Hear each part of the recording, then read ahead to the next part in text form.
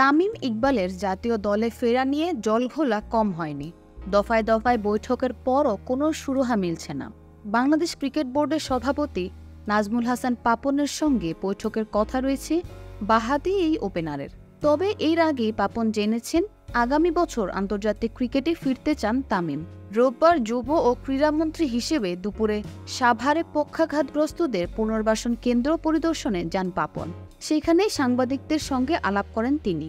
তামিমের জাতীয় দলে ফেরা নিয়ে পাপন বলেন, তামিমের জাতীয় দলে খেলার ব্যাপারটা পুরোপুরি বোর্ডের ওপর নির্ভর করছে এমনটা নয়, এটা আসলে তামিমের সিদ্ধান্তের ওপরেও নির্ভর করছে।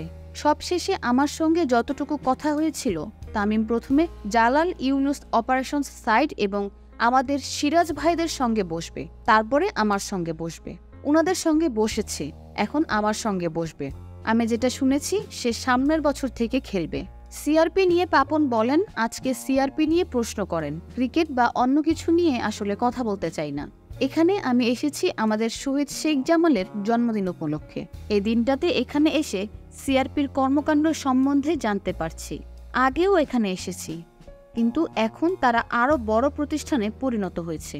তিনি আরও বলেন, স্পোর্টস রিলেটেড তাদের যা লাগবে সেই চাহিদা সিআরপি কর্তৃপক্ষ আমাদের দিয়েছেন।